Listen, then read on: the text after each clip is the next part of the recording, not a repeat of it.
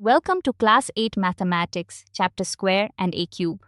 Today, we hunt for the smallest perfect square that 4, 9 and 10 all divide evenly into. It is like finding a number that wears 3 hats at once. And here are our 3 numbers. We break down questions step by step to help you understand better.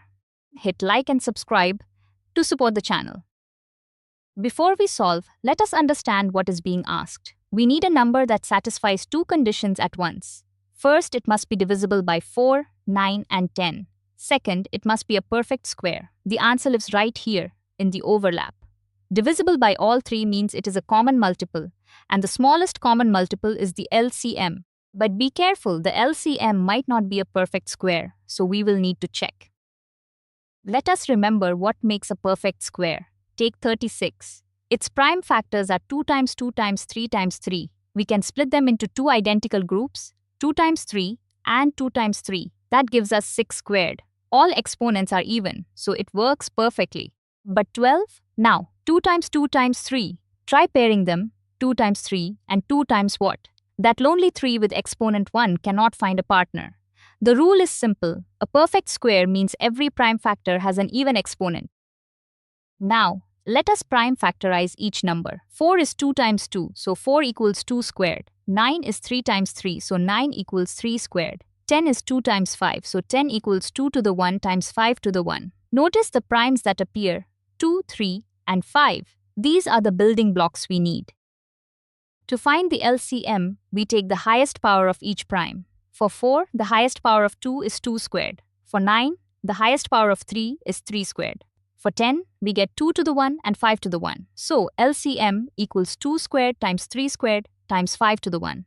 Let us compute. 2 squared is 4, 3 squared is 9, so 4 times 9 is 36. And 36 times 5 gives us 180. So, the smallest number divisible by all 3 is 180. We get our first condition, right? 180 is the smallest common multiple of our numbers 4, 9 and 10. But is it a perfect square as well? Let us find out. Look at the exponents. 2 squared exponent is 2, that is even good. 3 squared exponent is 2, even good. But 5 to the power 1, that exponent is odd. That single 5 cannot be split into 2 identical groups. So 180 is not a perfect square. We are close, but not there yet. What if we gave that lonely 5 a partner? Aha, we need just one more 5 to make that exponent even. So, we multiply 180 by 5. That gives us 900. Now let us check. 900 equals 2 squared times 3 squared times 5 squared. All exponents are even. 2 squared even, 3 squared even, 5 squared even, all check marks. And look, we can split the factors into 2 identical groups. 2 times 3 times 5 times 2 times 3 times 5. That is 30 squared. 900 is a perfect square. And there it is, 900. The smallest perfect square divisible by 4, 9 and 10, it is 30 squared.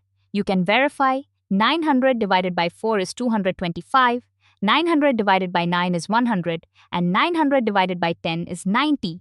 All clean divisions.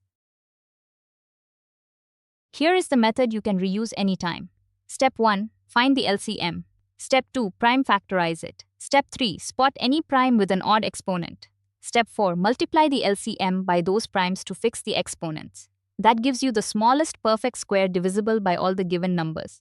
In our case, LCM was 180. 5 had an odd exponent. We multiplied by 5 and got 900. Keep these in your toolkit.